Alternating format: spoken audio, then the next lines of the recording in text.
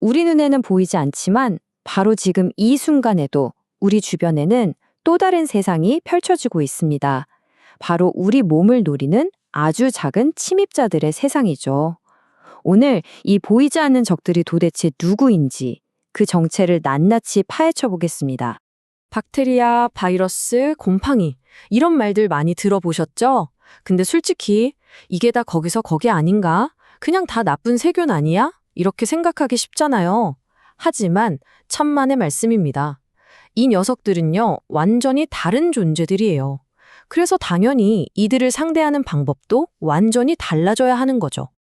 자, 그럼 지금부터 이 침입자들의 가면을 하나씩 벗겨보도록 하죠. 도대체 각각의 병원체는 어떤 특징을 가졌고 또 어떤 기막힌 전략으로 살아남는지 오늘 확실하게 알려드릴게요. 자, 가장 먼저 병원체 세계의 뭐랄까 영원한 라이벌이라고 할 수 있죠. 바로 박테리아와 바이러스입니다. 이 둘의 차이점부터 확실하게 짚고 가보겠습니다. 이 둘의 가장 결정적인 차이요.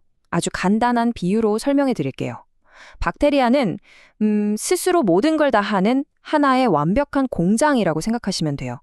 혼자서 에너지를 만들고 스스로 번식도 하죠. 완벽한 생명체예요. 그런데 바이러스는 좀 다릅니다. 얘는 살아있는 생명체가 아니에요. 그냥 유전 정보라는 설계도만 달랑 들어있는 USB 메모리 같은 존재죠. 그래서 혼자서는 아무것도 못하고 반드시 살아있는 세포, 즉 숙주에 딱 달라붙어서 그 세포의 공장을 통째로 빌려야만 자기 자신을 복제할 수 있는 겁니다. 자, 표를 보면서 좀 더 자세히 비교해 볼까요? 딱 보면 차이가 확 드러나죠? 먼저 박테리아는 살아있는 세포예요. 튼튼한 세포벽이라는 가붓도 둘렀죠. 반면에 바이러스는 그냥 입자, 유전자 덩어리에 불과해요. 세포벽 같은 것도 당연히 없고요. 그러니까 번식 방식도 다를 수밖에 없겠죠.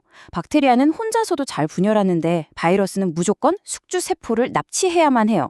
자, 여기서 제일 중요한 포인트, 바로 치료법입니다. 박테리아는 저 단단한 세포벽이 약점이라서 그 벽을 부수는 항생제가 먹히는 거예요. 하지만 세포벽이 아예 없는 바이러스한테 항생제가 통할 리가 없겠죠? 그래서 바이러스는 전혀 다른 무기, 항바이러스제가 필요한 겁니다. 바로 이겁니다. 우리가 감기, 그러니까 바이러스에 걸렸을 때 병원에서 항생제를 잘 안 주는 이유가요. 항생제는 박테리아의 세포 벽을 부수는 폭탄인데 애초에 공격할 벽이 없는 바이러스한테는 그냥 아무 소용이 없는 거예요. 헛스윙만 하는 거죠. 자, 그럼 박테리아 아니면 바이러스 이렇게 딱 둘로 나눌 수 있을까요? 세상이 그렇게 간단하면 좋겠지만 그렇지가 않습니다. 이 박테리아와 바이러스, 그 둘의 특징을 교묘하게 다 가지고 있는 아주 특별한 녀석이 있거든요. 바로 이 경계선에 서 있는 존재들이 리케차, 그리고 진균입니다. 우리가 생각했던 단순한 분류를 완전히 깨버리는 아주 흥미로운 녀석들이죠. 이 니케차라는 녀석은 정말 뭐랄까 하이브리드 같아요. 겉모습, 그러니까 구조를 보면 세포 벽도 있고 분명 박테리아거든요. 그런데 살아가는 방식은 완전 바이러스예요. 반드시 다른 살아있는 세포 안에 들어가야만 생존할 수 있습니다. 그래서 혼자서는 못 돌아다니고 진드기나 벼룩, 이 같은 배단원을 통해서 우리 몸속, 특히 혈관으로 쏙 들어오는 거죠. 그리고 다음은 우리에게 아주 익숙한 이름이죠. 바로 곰팡이 진균입니다. 저는 이 녀석들을 좀 특별하게 부르고 싶어요. 바로 우리의 사악한 사촌이라고요. 왜 하필 사촌이냐고요? 바로 이 별명에 곰팡이 치료가 왜 그렇게 지독하게 어려운지에 대한 결정적인 힌트가 숨어 있습니다. 혹시 무좀 같은 거 한번 걸리면 왜 이렇게 약을 오래 발라야 하는지 궁금하지 않으셨어요? 자, 이유가 있습니다. 첫 번째, 이 곰팡이는요, 놀랍게도 우리 몸의 세포와 구조가 거의 똑같은 진핵생물이에요. 우리랑 사촌이라고 한 이유가 이거죠. 그러니까 적군이랑 아군이 너무 닮아서 정만 콕 집어서 공격하기가 정말 어려운 겁니다. 둘째, 키틴이라는 아주 단단한 갑옷을 입고 있어요. 웬만한 공격은 다 막아내죠. 그리고 마지막으로 셋째, 이 녀석들은 약을 좀 바르다 말면 포자 형태로 숨어버려요. 그러다가 치료를 멈추는 순간 다시 스멀스멀 기어 나와서 재발시키는 거죠. 정말 지독하죠? 자, 이제부터는 레벨이 좀 다릅니다. 지금까지 본 녀석들이 그냥 침입자 수준이었다면 지금부터 볼 녀석은 거의 지능적인 전략가에 가까워요. 바로 기생충입니다. 기생충들이 살아남는 전략을 보면요. 와, 정말 혀를 내두를 정도입니다. 우리 몸의 면역 체계를 속이려고 카멜레온처럼 위장하는 건 그냥 기본이고요. 어떤 녀석은 심지어 숙주의 뇌를 조종하기도 해요. 예를 들어서 쥐를 조종해서 천적인 고양이를 무서워하지 않게 만드는 거예요. 왜냐? 다음 숙주인 고양이 몸속으로 쉽게 들어가려고요. 정말 소름 돋지 않나요? 얘들의 최종 목표는 숙주를 죽이는 게 아니에요.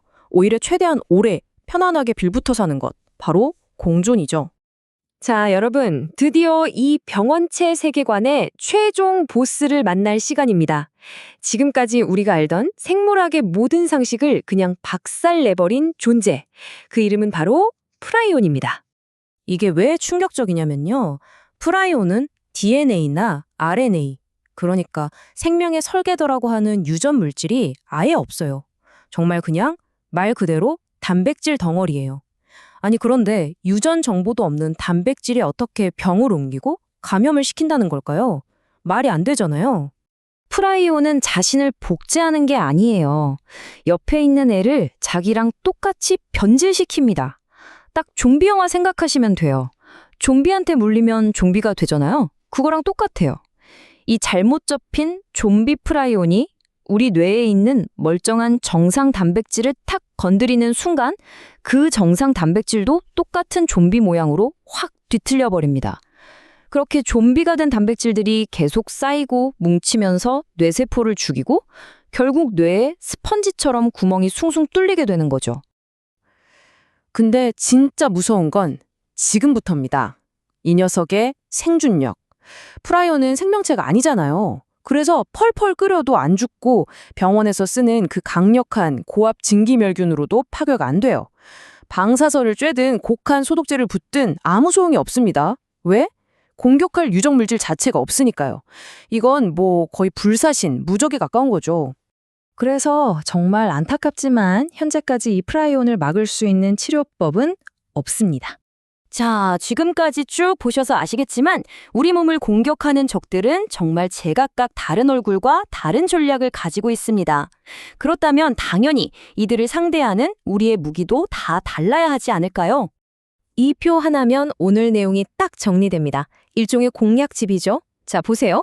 박테리아는 세포벽이 약점이니까 항생제로 공략하고, 바이러스는 복제 과정을 방해하는 항바이러스제를 씁니다. 곰팡이, 즉 진균은 세포막의 특별한 성분을 노리는 항진균제가 필요하고요. 기생충은 구충제로 신경계를 마비시키죠. 그리고 마지막 프라이온. 알려진 약점이 없기 때문에 우리의 유일한 무기는 바로 예방뿐입니다. 결국 이 질병과의 기나긴 싸움에서 이기기 위한 가장 첫 번째 그리고 가장 중요한 원칙은 바로 이것입니다. 내가 싸우는 적이 누구인지 정확히 아는 것.